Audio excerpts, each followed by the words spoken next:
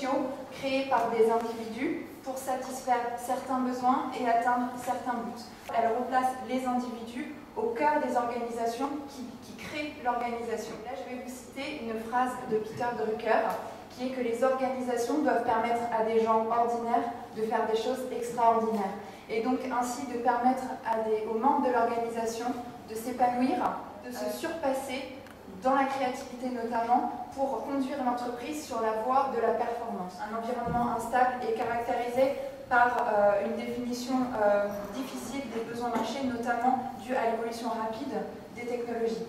En prenant pour hypothèse structurante l'économie de la connaissance et la société de la connaissance, la réponse qui me paraissait la plus évidente au niveau organisationnel, c'était l'organisation apprenante comme une réponse à la compétitivité d'une entreprise privée dans un secteur très concurrentiel. C'est une organisation, ça c'est la partie très théorique, qui sait apprendre de ses échecs et désapprendre de ses succès. Donc elle n'a pas de routine organisationnelle, elle est sans cesse en évolution. Pour autant, cette entreprise qui est dans ce secteur très concurrentiel se doit d'innover sans déstabiliser et tout en maintenant son excellence opérationnelle. Après, il y a quelques best practices pour favoriser l'innovation au sein d'une organisation apprenante. La dernière brique, c'est le management des ressources humaines, qui est essentiel évidemment dans l'organisation apprenante, puisque l'homme est remis au cœur de la performance.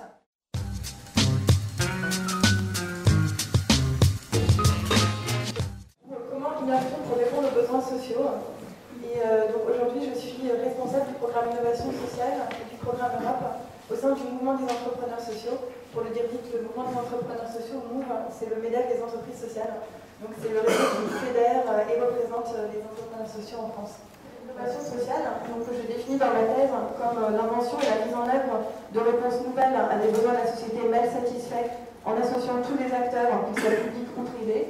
Donc, et une innovation sociale qui, des fois, réfute pas mal d'idées reçues. Premier type d'idée reçue, l'innovation sociale, finalement, c'est un type d'innovation à part. C'est du social, ce n'est pas de l'innovation, ce n'est pas de l'entrepreneuriat. Les processus que mettent en œuvre les innovateurs sociaux sont les mêmes que les innovateurs classiques. Deuxième type d'idée reçue, n'y a-t-il pas tout de même un arbitrage entre efficacité économique et efficacité sociale? Ce que j'ai essayé de montrer, notamment à travers l'exemple de Voiture & Co, des plateformes bougées vers l'emploi, c'est que l'un et l'autre peuvent rentrer en synergie. Là, on a à la fois une belle efficacité sociale, le retour vers l'emploi de personnes allocataires du RSA ou au chômage de longue durée, et une efficacité forte au niveau économique pour l'État, les services déconcentrés de l'État, calcul qui a été fait en termes de retour sur investissement, et aussi pour les entreprises qui peuvent du coup recruter de manière facilitée des personnes extrêmement motivées pour retrouver un emploi. Donc je pense qu'on peut dire tout, sauf que l'innovation sociale n'est pas ambitieuse. C'est à partir de là que j'ai essayé de construire la deuxième partie de ma thèse, qui visait à soutenir cette innovation sociale par des dispositifs d'accompagnement et de financement adaptés. Donc l'un des arguments centraux de la thèse était que l'innovation sociale a un potentiel de développement immense, une capacité à répondre à des grands enjeux sociaux, sociétaux, économiques du XXIe siècle que nous traversons aujourd'hui, mais souvent fait face à des blocages qui aujourd'hui freinent son développement. Quel mécanisme d'accompagnement et de financement permettrait cette explosion de ce potentiel? Et pour cela, je développe aussi bien des pistes de création d'outils de capital risque pour financer l'innovation sociale, de réseaux de business angels impliqués dans l'innovation sociale, de co-incubation de projets par des incubateurs sociaux et des incubateurs traditionnels, comme par exemple l'incubateur d'HEC, ou d'autres pistes telles que l'accès au crédit d'impôt recherche ou aux aides aux zéro-innovation. C'est que l'innovation sociale est un levier pour la compétitivité et finalement l'attractivité du territoire dans lequel elle s'implante, de la France, voire de l'Europe. Ce que j'ai essayé de montrer à travers les trois premiers exemples que je citais, c'est que l'innovation sociale concerne également les acteurs publics, on l'a vu à travers l'exemple des plateformes bougées vers l'emploi par exemple, et les acteurs privés, toutes les entreprises, notamment celles qui vont bénéficier des services d'accès pour les malentendants, de la dynamisation de leur bassin d'emploi, etc.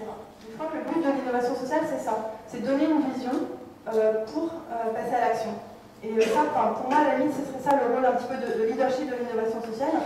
C'est pas d'augmenter sa part dans l'emploi, dans le PIB, etc.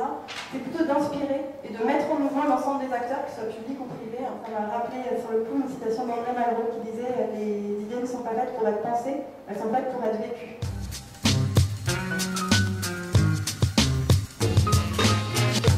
A émergé autour de certains dirigeants d'entreprise un discours qui est complètement non rationnel et qui en fait les héros des temps modernes. qui est en fait vraiment le porteur du progrès.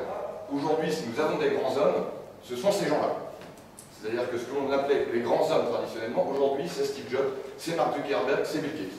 Et donc comment analyser ces gens-là? Comme on a toujours analysé les grands hommes, c'est-à-dire avec l'histoire militaire. Puisque traditionnellement, c'est dans l'histoire militaire qu'on retrouve les plus grands personnages de l'histoire classique, que sont Napoléon, Alexandre le Grand, César et compagnie. Sur laquelle tout le monde se concentre en ce moment, c'est l'autorité charismatique. Donc le charisme, ça vient du grec et ça veut dire esprit. Et donc c'est une autorité qui est fondée sur l'exemple, la vertu héroïque. Moi j'essaie de raisonner principalement aujourd'hui sur le rapport entre l'autorité rationnelle et l'autorité charismatique.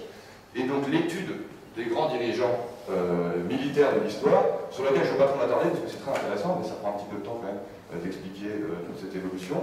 Et donc je vais me concentrer sur les dirigeants économiques. C'est qu'on peut déceler une sorte de modèle, de tendance assez lourde et assez souvent vérifiée, où la tension à laquelle est soumise une organisation va avoir un impact sur la manière dont elle est dirigée.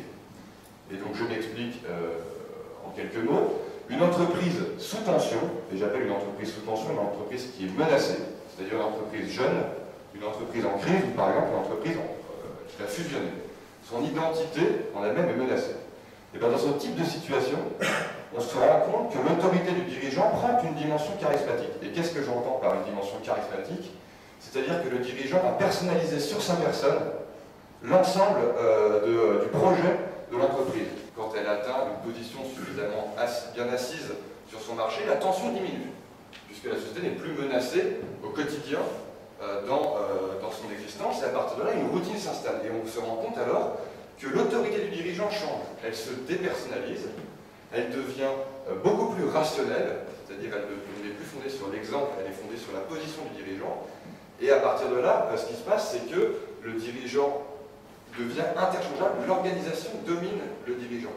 Alors que dans une société jeune, on ne peut pas changer de dirigeant en permanence, parce que sinon ça veut dire que le projet de l'entreprise disparaît. Dans une société mûre, on peut changer de dirigeant très facilement. Et donc, si jamais j'ai quelques enseignements à tirer de ce mémoire, c'est d'abord qu'il faut démystifier l'autorité du dirigeant. Il faut démystifier parce que l'autorité fait peur. L'autorité crée une aura autour d'elle. Et en travaillant sur cette thématique de l'autorité du dirigeant, je me suis rendu compte que je pouvais la démystifier en repérant les mécanismes qui agissent en son sein.